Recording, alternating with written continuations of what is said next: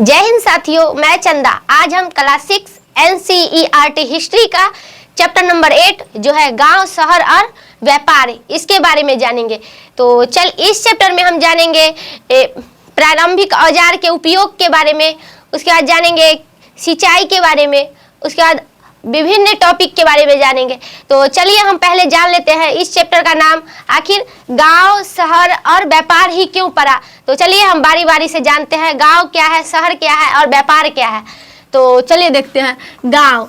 तो गांव कम घनी आबादी वाला क्षेत्र है जहां अधिकतर लोग कृषि पर आधारित होते हैं, पशुपालन पर आधारित होते हैं, उसके बाद छोटे छोटे कार्यों पर आधारित होते हैं जिससे उनका जीवन चले, इसलिए तो इसे ही गांव कहा जाता है। उसके बाद चलिए अब हम शहर की बात करें तो शहर घनी आबादी वाला क्षेत्र होता है जहां लोग अधिकतर उद्योग पर आधारित होते हैं, रोजगार पर आधारित होते हैं, तो इसे हम मतलब शहर कहते हैं। उसके बाद व्यापार की बात करें तो वो लाभ कमाने का एक उद्देश्य है, यानी वस्तुओं का आदान प्रदान करना ही मतलब व्यापार हुआ।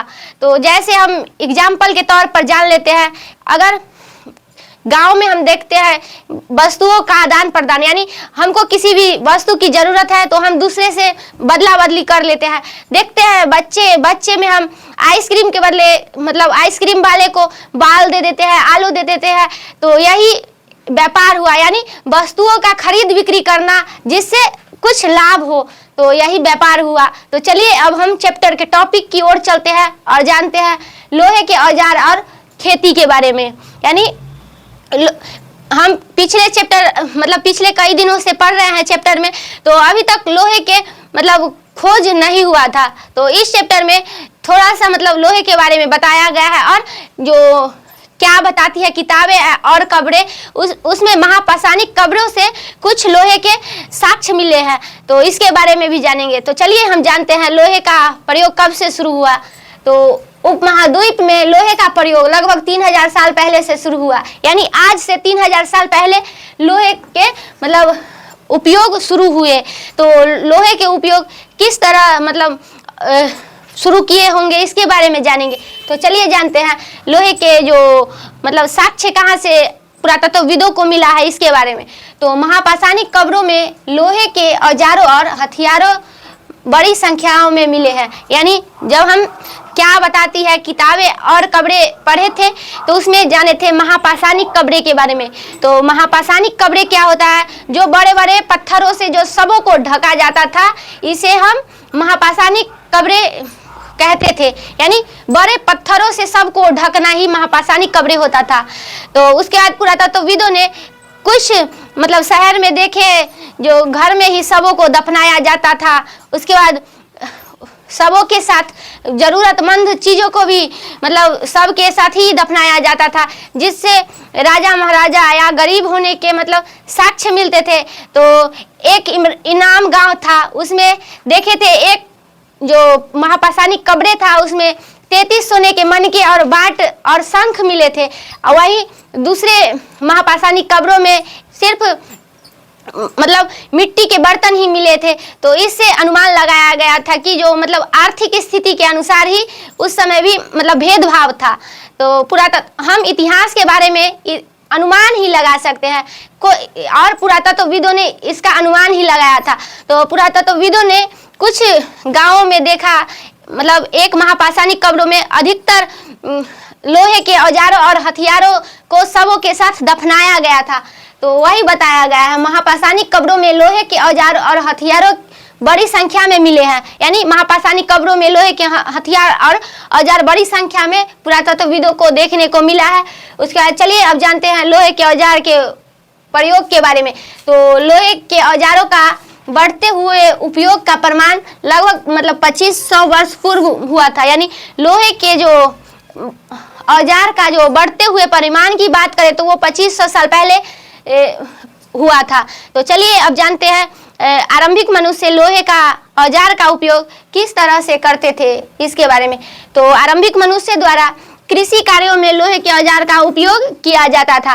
तो कृषि कार्य में क्यों किया जाता था इसके बारे में जानते हैं।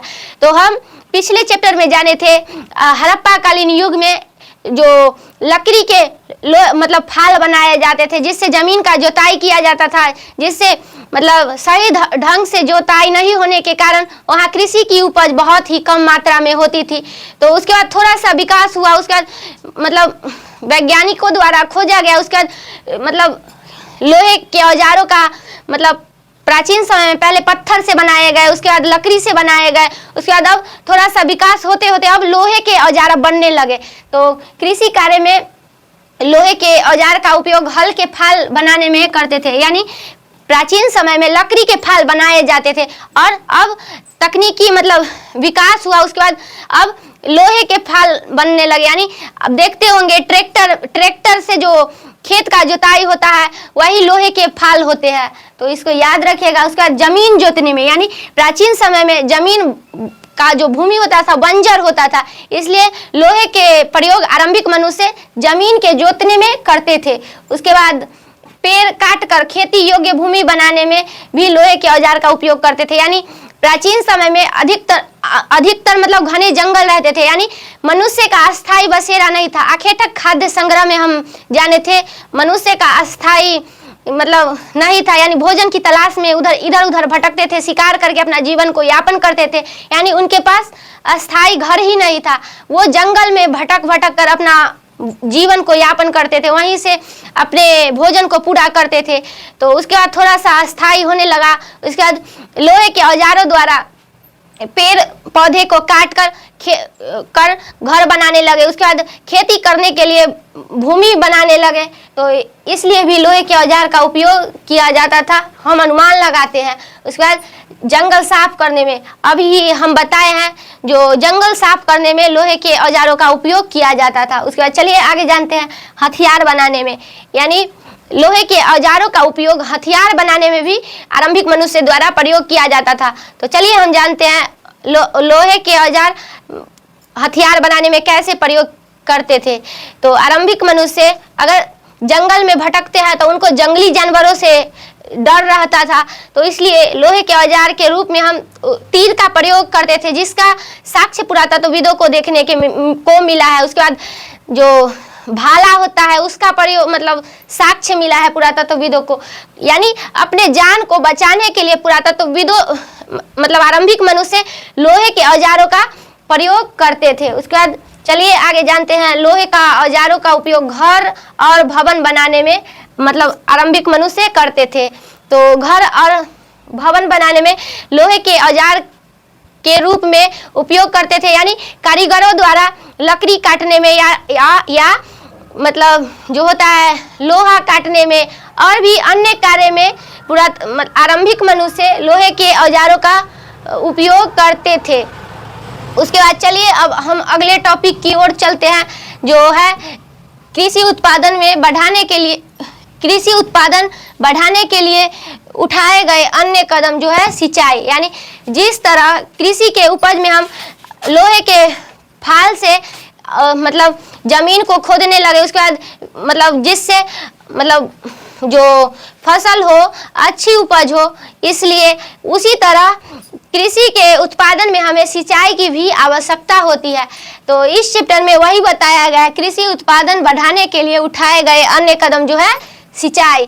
तो सिंचाई का उपयोग में आरंभिक मनुष्य विभिन्न जलाशयों का मतलब खुदाई किए हैं। तो चलिए जानते हैं आरंभिक समय में कृषि के सिंचाई के लिए नहरें बनाए, यानी आरंभिक मनुष्य द्वारा नहरें बनाए गए, उसके बाद कुएं बनाए गए, उसके बाद तालाब बनाए गए और कृत्रिम जलाशय बनाए गए, यानी मानव द्वारा निर्मित जलाशय बनाए गए ताकि कृषि का उपज अच्छी तरह से हो। महाजनपदों के युग में हम जाने थे जो कृषि में दो बड़े परिवर्तन हुए थे, यानी जो लोहे के फाल लकड़ी के जो फाल होते थे उसको बदलकर अब लोहे के फाल का उपयोग करने लगे थे महाजनपदों के लोग। उसके बाद दूसरा प्रयोग हम देखे थे, जो धान को जो छिड़क कर रोपा जाता था उसको अब पौधा के माध्यम से रोपा जाता था ताकि कृषि का उपज अच्छी तरह से हो। तो इसी तरह उसके बाद मतलब अब सिंचाई की भी आवश्यकता कृषि में बहुत अधिक पड़ने लगी, इसलिए आरंभिक मनुष्य द्वारा विभिन्न जलाशयों को बनाया गया जिससे कृषि में उपज अच्छी तरह से हो। तो यही था। उसके बाद चलिए जानते हैं उस समय गांव में कौन कौन रहते थे इसके बारे में। यानी आरंभिक काल में गांव में कौन कौन रहते थे। यानी हम जाने थे वर्ण विभाजन जो हुआ था उसमें कृषक भी होते थे, मजदूर भी होते थे, क्षत्रिय भी होते थे, उसके बाद व्यापारी भी होते थे। तो उसी तरह इस आरंभिक काल के जो गांव थे उसमें दिशाओं के अनुसार मतलब नाम दिए गए थे, विभाजन किए गए थे। तो चलिए हम जानते हैं। तो गांव में दो तरह के लोग रहते थे। यानी आरंभिक काल में गांव में दो तरह के लोग रहते थे जिनका नाम दिशा के अनुसार रखा गया था। यानी आरंभिक काल में दो तरह के लोग रहते थे जिनका नाम की बात करें तो वो दिशा के मतलब दिशा के अनुसार रखा गया था। जैसे अभी पूरब हो गया, पश्चिम हो गया, उत्तर हो गया, दक्षिण हो गया। तो उसी प्रकार उस समय दक्षिणी तथा उत्तरी हिस्सा था। तो चलिए हम जानते हैं आरंभिक मनुष्य द्वारा दक्षिणी हिस्से के लोग को क्या कहा जाता था, उसके बाद उत्तरी हिस्से के लोग को क्या कहा जाता था, इसके बारे में जानेंगे। तो चलिए हम पहले जानते हैं दक्षिणी हिस्सा के लोग को क्या कहा जाता था। तो देश के दक्षिणी हिस्से में तीन तरह के लोग रहते थे। यानी आरंभिक मनुष्य द्वारा बताया गया था कि जो देश के दक्षिणी हिस्सा था उसमें तीन तरह के लोग रहते थे। तो दक्षिणी हिस्सा के जो तमिल क्षेत्र था उसमें तमिल क्षेत्र के बड़े भूस्वामियों, यानी जो दक्षिणी हिस्सा का जो तमिल क्षेत्र था उसमें बड़े भूस्वामी थे। यानी मतलब बहुत ज़्यादा जमीन वाले को बड़े भूस्वामी कहा जाता था, यानी बड़ा भूस्वामी।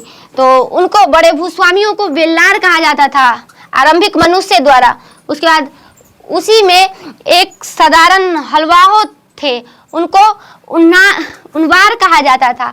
उसके बाद एक भूमिहीन मजदूर, यानी जिसके पास कोई भूमि नहीं हो, वो दूसरे के यहाँ मतलब मजदूर करके अपना जीवन को यापन करते थे, उनको आरंभिक मनुष्य द्वारा कहा गया था दास या कैंडसियर, यानी कैंडेसियार या आदिमई ये कहा जाता था। यानी जो दक्षिणी हिस्सा का जो तीन क्षेत्र में विभाजन किया गया था उसमें एक था बेल्लार, उसके बाद दूसरा था उनबार और तीसरा था दास या आदिमय। तो इसको याद रखिएगा, ये बहुत ही महत्वपूर्ण है। उसके बाद चलिए अब हम जानते हैं उत्तरी हिस्सा के लोगों को क्या कहा जाता था इसके बारे में। तो देश के उत्तरी हिस्से में गांव के प्रधान व्यक्ति ग्राम भोजक कहलाते थे। यानी जो देश का जो उत्तरी हिस्सा होता था उसमें गांव के प्रधान व्यक्ति को ग्राम भोजक कहा जाता था। यानी अभी गांव के जो प्रधान व्यक्ति होते हैं, जैसे हम लोग के जनप्रतिनिधि मुखिया को कहे तो वो हमारे गांव के मतलब प्रमुख व्यक्ति होते हैं। तो उसी तरह उस समय गांव के जो प्रधान व्यक्ति होते थे उनको ग्राम भोजक कहा जाता था। जैसे हम अभी गांव के प्रमुख व्यक्ति को मुखिया कहते हैं उसी प्रकार। उसके बाद ये पद जो था अनुवांशिक था, यानी ग्राम भोजक के पद की बात करें तो वो अनुवांशिक था। लेकिन जो हम लोग मुखिया का चुनाव करते हैं वो पद अनुवांशिक नहीं होता है, यानी चुनाव प्रक्रिया द्वारा मतलब जनप्रतिनिधि करने का हक होता है। लेकिन वहाँ ग्राम भोजक का पद जो था आरंभिक काल में वो अनुवांशिक था, यानी एक ही परिवार के लोग बार बार वहाँ ग्राम भोजक बनते थे, यानी वो हटने का नाम ही नहीं लेते थे ग्राम भोजक के पद पर से जो एक बार बन जाए। तो चलिए आगे जानते हैं। इस पद पर आमतौर पर गांव के सबसे बड़े भूस्वामी होते थे। यानी ग्राम भोजक के पद पर मुख्यतः गांव के बड़े भूस्वामी यानी बड़े जमींदार की बात करें तो वही ग्राम भोजक होते थे। तो चलिए आगे जानते हैं। इनके जमीन पर दास और मजदूर कार्य करते थे। यानी ग्राम भोजक का जो मजदूर मतलब जमीन था उस पर गांव के जो भूमिहीन मजदूर होते थे जैसे दास, उसके बाद मजदूर की बात करें तो वो ग्राम भोजक के जो जमीन थे उस पर काम करते थे। उसके बाद ये कर वसूलने और कभी कभी न्याय देने का भी कार्य करते थे। यानी ग्राम भोजक जो थे वो कभी कभी कर वसूलने का भी कार्य करते थे तो कभी कभी न्याय देने का भी कार्य करते थे। तो हम जाने थे जो अशोक सम्राट थे यानी मौर्य साम्राज्य के बारे में जाने थे जो बड़ा क्षेत्र था मौर्य साम्राज्य का। तो उसमें मौर्य साम्राज्य के शासक ने हर क्षेत्र के लिए एक शासक का चुनाव किया था ताकि वो कर वसूल कर सम्राट को दे। तो उसी प्रकार यहाँ मतलब ग्राम भोजकों को कर वसूलने का काम सम्राट द्वारा दिया जाता था और वो ग्राम भोजक कर वसूल कर सम्राट को सब कर सौंपते थे और उसमें से सम्राट कुछ हिस्सा मतलब ग्राम भोजक को दे देते थे। तो यही है, जो ग्राम भोजक थे वो कर वसूलने का काम करते थे। उसके बाद कभी कभी न्यायाधीश का भी कार्य करते थे, यानी जो अभी बड़ा गांव होता था उसमें अगर दो व्यक्तियों के बीच लड़ाई हो जाता था तो उनको न्याय देने का भी कार्य कभी कभी ग्राम भोजक करते थे। जैसे आज के ज़माने में हम देखते हैं गांव में किसी व्यक्ति से अगर लड़ाई हो जाती है तो गांव के प्रमुख व्यक्तियों को बुलाकर वहां पंचायती किया जाता है और न्याय मतलब वो लोग जो न्याय दे देते थे उनको लोगों को मानना पड़ता था। तो उसी प्रकार उस समय ग्राम भोजकों को न्यायाधीश का भी कार्य सम्राट द्वारा दिया गया था। उसके बाद चलिए आगे जानते हैं। ग्राम भोजक के अलावे भी गांव में अन्य स्वतंत्र कृषक होते थे, यानी जो एक गांव था उसमें खाली ग्राम भोजक ही नहीं था, उसमें अन्य स्वतंत्र कृषक भी होते थे। तो वही कहा गया है जिन्हें गृहपति कहा जाता था, यानी स्वतंत्र जो कृषक थे उनको गृहपति कहा जाता था। तो चलिए अब हम आगे जानते हैं।